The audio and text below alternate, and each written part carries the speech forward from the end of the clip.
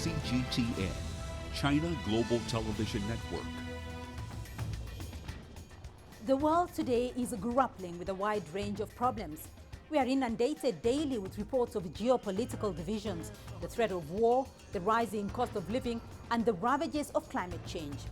It is within the backdrop of this grim outlook that world leaders gathered in New York for the 77th UN General Assembly to chart the way forward under the theme, Seeking Transformative Solutions to Interlocking Challenges. This week on the program, we analyze the growing global challenges, interrogate their likely impact on Africa, showcase possible homegrown solutions for the continent, and the role the United Nations can play in helping Africa realize its dream. I'm Beatrice Marshall. Welcome to Talk Africa.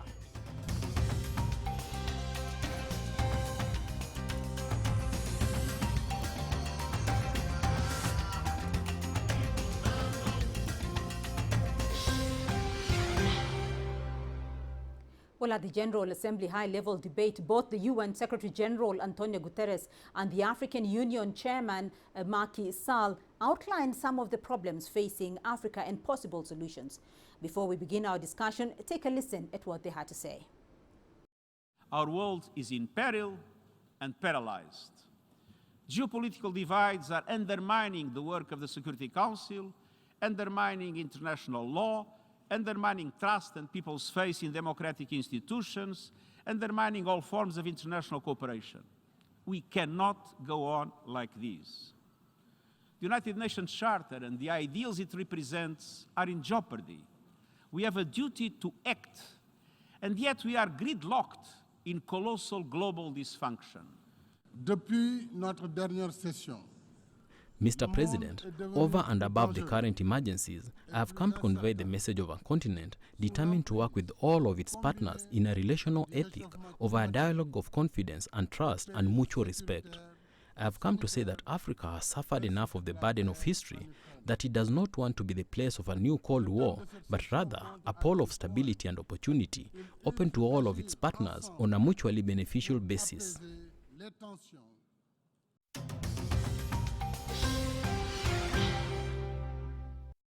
Well, joining me now to unpack the key issues in this discussion from Abuja, Kabir Adamu, Security and International Relations Expert.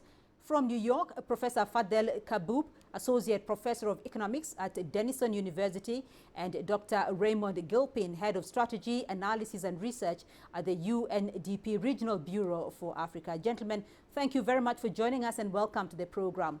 Dr. Gilpin, if I may start off with you, let me start with the opening speech of the UN Secretary-General Antonio Guterres. And he said, and I quote, "Our world is in big trouble. The divide is growing deeper, inequalities are growing wider, and challenges are spreading further," end quote. Give us a brief view of your understanding of the significance and the magnitude of that statement.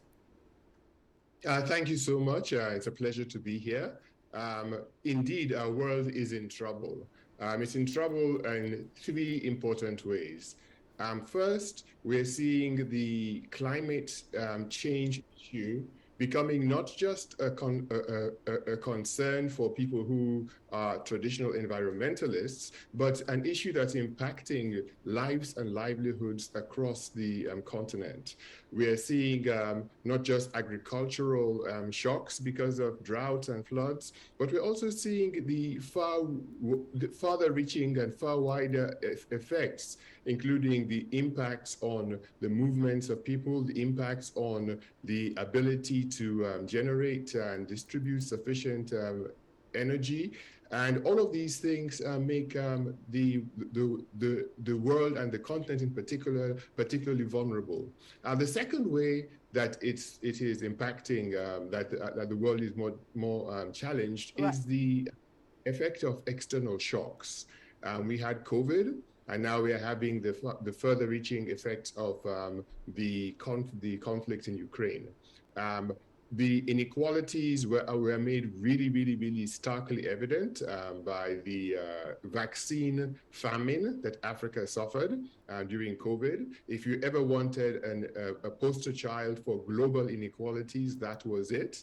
More recently, we're seeing the challenges of food and fertilizer prices. And that's also an issue. But let me just come quickly on the third. The third is insecurity. UNDP relaunched the 2022 Human Development Report last month, right. and we found that 6 of 7 people in the world, low income, middle income, high income, consider themselves insecure in an uncertain world. Kabir Adamu, let me get your view here from the continent. A lot of issues have been raised by Dr. Gilpin: insecurity, global inequalities, climatic change. How is Africa faring? Where is Africa at? Unfortunately, not so good. And just like Macky Sall represented when he gave his speech, all the 3 issues that have been highlighted are affecting Africa, unfortunately, in grave ways, especially the weaker countries in Africa. If you use Nigeria as an example, despite its economic might, it's feeling the effect of the global shock. First caused by COVID-19, and then more recently by the Russian invasion of Ukraine. The consequences of all of that has made Nigeria currently, the inflation rate is the highest in the past 17 years. Likewise, the energy crisis and several other consequences as a result of that. That's the same situation virtually all over the continent. The South African president had to cancel his visit to the UNGA, mainly because of an energy crisis in his country. So if you look at the security, the Sahel region, unfortunately, is becoming the new epicenter of terrorism across the world. Right. Likewise, other parts of the continent, unfortunately. So, Professor Kabub, a lot of issues being raised there, both touching on the world and on Africa. And Secretary General Guterres did also point out that our world is in peril and paralyzed. I mean, we have witnessed, as the speakers have said, a global economic decline and a change in the geopolitical environment. Just how paralyzed is the world today? How incapable is it to face the current headwinds? Well, first of all, thank you for having me back on the show. It's a pleasure to be here. The world is in peril, is also paralyzed, not because of the current events, but the current events have exposed structural weaknesses and deficiencies that have been building up for decades. And the African continent in particular has struggled with these deficiencies from the early days of independence of countries on this continent. These structural deficiencies are primarily in 3 areas. Number 1, we have a lack of food sovereignty. And this is sort of depressing because we're talking about a continent that has the most fertile land on the planet that currently imports 85% of its food. And that is not by accident, that is by design, by post-colonial design. I'll give you an example. The European continent in the early 1960s introduced a common agricultural policy, which was designed to restore food sovereignty on the European continent and essentially destroy the competition on the African continent. The US did the same, Japan, Australia. On the energy front, listening to the reports coming out of Nigeria about inflation related to energy. Nigeria is one of the biggest producers of energy and exporters of energy, and yet it has a lack of energy sovereignty. And the third structural deficiency is the fact that we've specialized in terms of our efforts to industrialize on the African continent, specialized in extractive industries and low value added manufacturing, such as assembly line industries for the global north. So we have to face these structural vulnerabilities head on in a multilateral way. And that's been the call of the Secretary General. We need the world to sit down and negotiate international agreements to undo these structural traps. Dr. Gilpin, do you agree, though, that part of the problems that are affecting Africa particularly are as a result of structural inefficiencies and not necessarily the challenges of the realities of today? Yes, to some extent. I do agree that there are a number of structural challenges that African countries and African communities face. But I would differ a little bit from Professor Kaboub. I don't think the world is paralyzed. I think the world is not focused. The world for the longest time when it comes to Africa has been talking about the continent of potential. We have 40% of the world's solar potential, 60% of the world's arable land. Very soon, 1 in 4 people on the planet will be African. We focus away from talking just about the potential to what are the concrete possibilities. When it comes to climate change, there are concrete possibilities. The African Union's common position on climate transition lays out a very clear roadmap to accomplish this. And this includes just energy transitions. You think about trade. Right. We could undo a lot of the trade damage, structural trade damage, if we can find consensus on the African continental free trade area. We look at food sovereignty. Food sovereignty, basically, you're absolutely right about the fact that Africa imports 85% of its food. But if we're able to take fertilizer input, for example, from 20 kilograms per hectare where it is now to the African Union's target of 50, right, yield will triple across the continent. So the world is not focused on Africa the way it should be, and it's certainly not paralyzed. And lastly, it's not for want of financial resources. Right. The global markets are liquid. One of the reasons given for the inequalities and the current state of Africa's vulnerability is that the lack of Africa's involvement in global decision-making positions. And that has been laid out by President Macky Sall, where he said it is time to overcome the reluctance that persists in confining Africa to the margins of decision-making circles.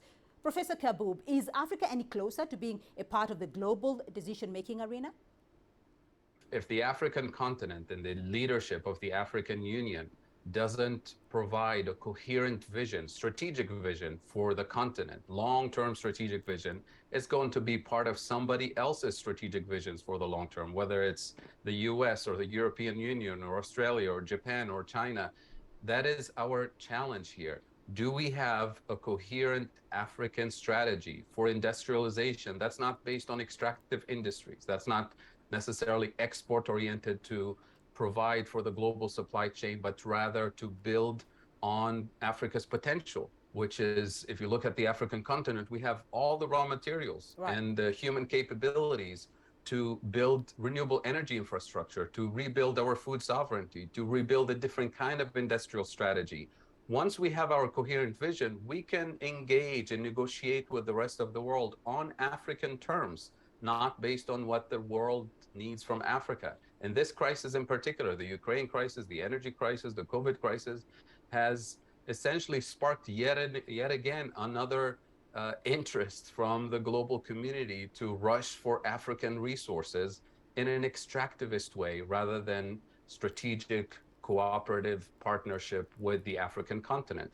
That is the potential that we have, but we need to call on the leadership of the African continent to develop this coherent narrative for long-term strategic development. Kabir, let me wrap you in here. What are your thoughts?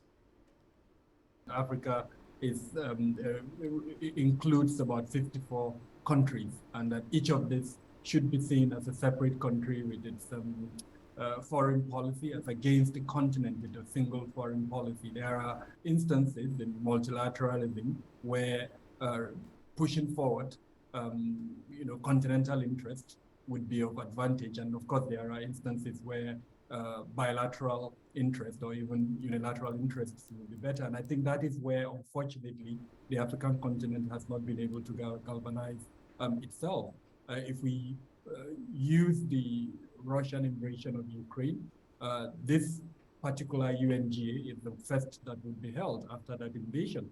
And we've seen where there have been differences, as it were, in opinions within the continent and then within strategic countries of the continent as a whole. And that, unfortunately, has deprived the continent and Africa from pushing forward its interest. And so on the one hand, I do agree with the position that the absence of a strategic direction is rubbing off on Africa in a manner that is not helpful to the continent. And on the other hand, you also see where the strategic directions have been provided, but then pushing those directions in a manner that would be helpful to the continent has been missing. And I think that takes us back to the earlier points where those structural deficiencies within the continent, unfortunately, have played out against the continent, right, and sometimes are being used by the multilateral bodies against achieving this interest in the continent, unfortunately. All right, we will be discussing a little bit more of those concrete solutions and possibilities in a moment, but for now, we're going to take a short break. And when we come back, we'll look at some of the ways Africa can address the challenges facing it today. To stay with us.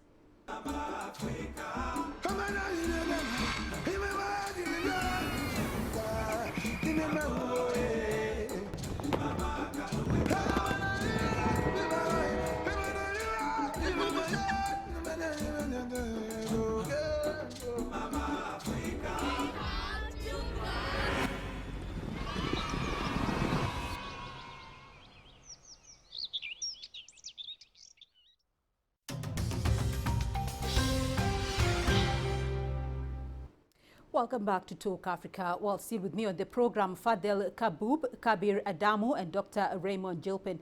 Before the break, we looked at some of the issues facing Africa that were raised at the UN General Assembly. Let's now take a look at some of the ways the continent can address them. Professor Kabir, if I may start off with you, because I want to return to the speech by President Macky Sall, where Africa took its concerns to the UN. President Sall told the UN General Assembly that Africa has come to the UN as a provider of solutions. And you did talk about those concrete possibilities. He terms it the Africa of solutions. What are those solutions in your view? Well, unfortunately, we didn't get a lot of clarity in terms of the specific of the solutions. And it sounded, at least from my perspective, as depending on what the world wants, Africa has the resources to provide those solutions. If the world wants to move towards renewable energy and acting on climate, then Africa will provide the natural resources needed for this transition. And if the world wants to continue with fossil fuel extraction and substituting for Russian oil, Africa has the resources for this. I'll give you an example. As I mentioned earlier, Africa has all the natural resources and human capabilities to develop its own energy sovereignty, renewable energy sovereignty, to transition and leapfrog to clean energy and to provide energy, provide electricity for the 600 million Africans who currently don't have any access to electricity.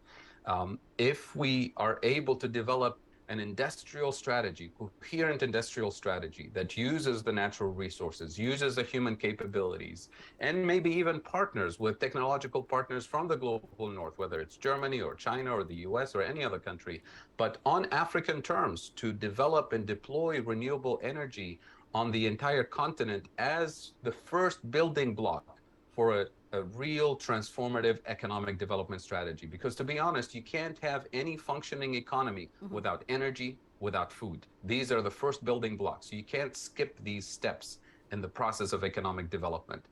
All right, Dr. Gilpin, do you agree that it is time for African solutions on, African terms? Because looking at some of Africa's biggest challenges today, high costs of living, unemployment, food insecurity, the debt burden, effects of climate change, in terms of being a solution provider, are African countries really looking inward to address these issues, these problems themselves? I think that has to happen because the current way of doing things has not really delivered sustainable and meaningful development over the last 60 years and has not addressed all of the vulnerabilities that African societies, African countries face. So I think I would agree that energy and food are pivotal, but I would go back, take a couple of steps before this and think about what is Africa's resource endowment? And how could Africa's resources and Africa's money be channeled for development purposes? If you look at OECD aid to Africa on an annual basis, it's less than African remittances sent back to Africa. And if you think about investment flows, Africa still receives less than 3% of global investment. Why? because we haven't answered that risk-reward question. How do we de-risk investment so that investment flows can come in, entrepreneurs could do business and scale up through. And Africa invests in both the infrastructure and technology it needs to be able to realize the food and energy sovereignty that it so desperately needs in the coming years. Okay, Kabir, let me bring you in here because Africa says it wants to re-engage in a different way with the world, and you've heard from the other speakers. What is how should Africa engage here? What's your take? I think President Macky Sall was very specific in outlining the particular areas where Africa wants to re-engage with the world. In particular, he cited the history of the United Nations and how having a more inclusive global governance would be helpful to the UN and, of course, to the African continent.